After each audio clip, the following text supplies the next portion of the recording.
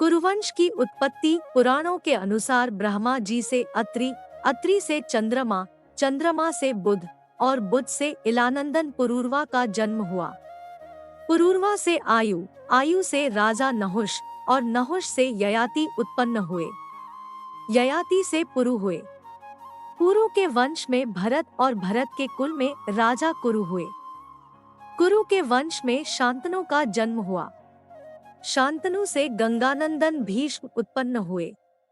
उनके दो छोटे भाई और थे, चित्रांगद और विचित्रवीर्य। ये शांतनु से सत्यवती के गर्भ से उत्पन्न हुए थे। शांतनु के स्वर्गलोक चले जाने पर भीष्म ने अविवाहित रहकर अपने भाई विचित्रवीर्य के राज्य का पालन किया। भीष्म महाभारत के प्रमुख पात्रों में से एक हैं। ये महाराजा शांतनु के पुत्र थे। अपने पिता को दिए गए वचन के कारण इन्होंने आजीवन ब्रह्मचर्य का व्रत लिया था। इन्हें इच्छा मृत्यु का वरदान प्राप्त था। एक बार हस्तिनापुर नरेश दुष्यंत आखेट खेलने वन में गए। जिस वन में वे शिकार के लिए गए थे उसी वन में कण्व ऋषि का आश्रम था। कण्व ऋषि के दर्शन करने के लिए महाराज दुष्यंत उनके आश्रम पहुंच गए। पुकार लगाने पर एक अति लावण्यमयी कन्या ने आश्रम से निकलकर कहा, हे राजन, महर्षि तो तीर्थ यात्रा पर गए हैं, किंतु आपका इस आश्रम में स्वागत है। उस कन्या को देखकर महाराज दुष्यंत ने पूछा, बालिके आप कौन है? बालिका ने कहा, मेरा नाम शकुंतला है और मैं कण्व ऋषि की पुत्री हूँ। उस कन्या की बात सुनकर महाराज दुष्यंत आश्चर्यचकित होकर बोले, महर्षि तो आजन्म ब्रह्मचारी हैं, फिर आप उनकी पुत्री कैसे हैं? उनके इस प्रश्न के उत्तर में शकुंतला ने कहा, वास्तव में मेरे माता पिता मेनका और विश्वामित्र हैं।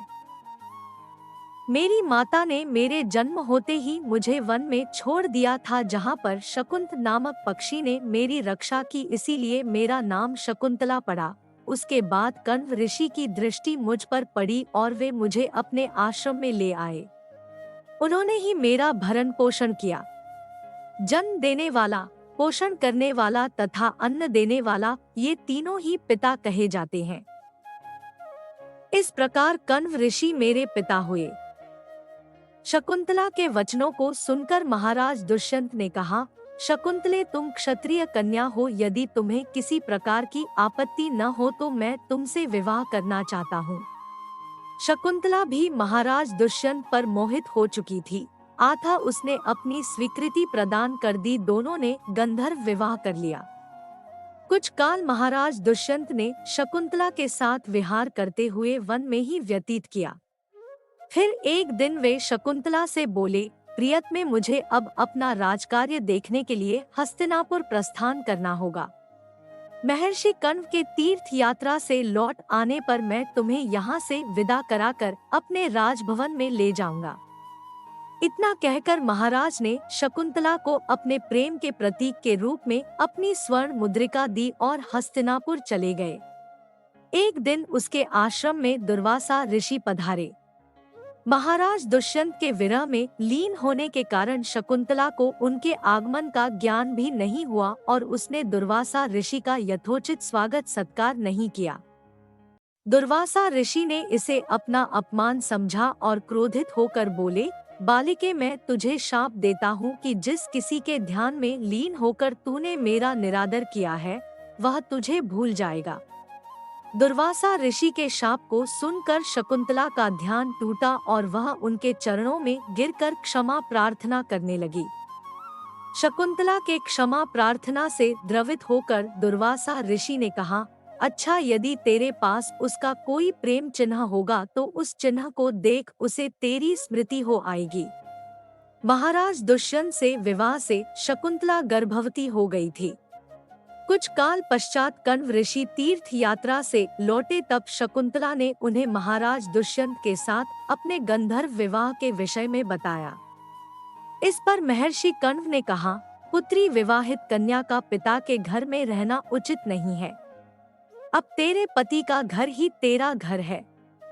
इतना कहकर महर्षि ने शकुंतला को अपने शिष्यों के साथ हस्तिनापुर भिजवा दिया।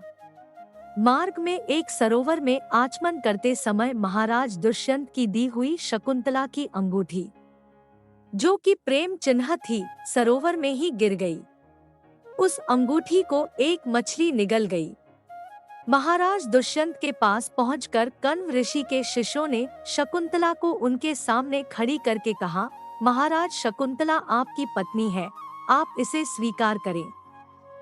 महाराज तो दुर्वासा ऋषि के शाप के कारण शकुंतला को विस्मृत कर चुके थे। अतः उन्होंने शकुंतला को स्वीकार नहीं किया और उस पर कुलटा होने का लांछन लगाने लगे। शकुंतला का अपमान होते ही आकाश में जोरों की बिजली कड़क उठी और सबके सामने उसकी माता मेनका उसे उठा ले गई, जिस मछली ने शकुंतला की अंगूठी को निगल लिया था। एक दिन वह एक मछुआरे के जाल में आ फंसी। जब मछुआरे ने उसे काटा तो उसके पेट अंगूठी निकली। मछुआरे ने उस अंगूठी को महाराज दुष्यंत के पास भेंट के रूप में भेज दिया। अंगूठी को देखते ही महाराज को शकुंतला का स्मरण हो आया और वे अपने कृत्य पर पश्चाताप करने लगे। महाराज ने शकुंतला को बहुत ढूंढवाया किंतु उसका पता नहीं चला।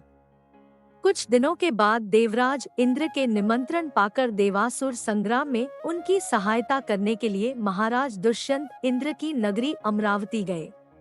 संग्राम में विजय प्राप्त करने के पश्चात जब वे आकाश मार्ग से हस्तिनापुर लौट रहे थे तो मार्ग में उन्हें कश्यप ऋषि का आश्रम दृष्टिगत हुआ। उनके दर्शनों के लिए वे वहां रुक गए। आश्रम में एक सुंदर बालक एक भयंकर सिंह के साथ खेल रहा था। मेनका ने शकुंतला को कश्यप ऋषि के पास लाकर छोड़ा था तथा वह बालक शकुंतला का ही पुत्र था। उस बालक को देखकर महाराज के हृदय में प्रेम की भावना उमड़ पड़ी। वे उसे गोद में उठाने के लिए आगे बढ़े तो शकुंतला की सखी चिल्ला उठी, हे भद्र पुरुष, आप इस बालक को न छुए, अन्यथा उसकी भुजा में बंधा काला डोरा सांप बनकर आपको डस लेगा। यह सुनकर भी दुष्यंत स्वयं को न रोक सके और बालक को अपने गोद में उठा लिया। अब सखी ने आश्चर्य से देखा कि बालक के भुजा में बंधा काला गंडा पृथ्वी पर गिर गया है। सखी को ज्ञात था कि बालक को जब कभी भी उसका पिता अपने गोद में लेगा वह काला डोरा पृथ्वी पर गिर जाएगा। सखी ने प्रसन्न होकर समस्त वृतांत शकुंतला को सुनाया। शकुंतला महाराज दुष्यंत के पास आई। महाराज ने शकुंतला को पहचान लिया। उन्होंने अपने कृत्य के लिए शकुंतला से क्षमा प्रार्थना किया और कश्यप ऋषि की आज्ञा लेकर उसे अपने पुत्र सहित अपने साथ हस्तिनापुर ले आए। महाराज दुष्यंत और शकुंतला के उस पुत्र का नाम भरत था। बाद में वे भरत महान प्रतापी सम्राट बने और उन्हीं के नाम पर हमारे देश का नाम भारतवर्ष हुआ।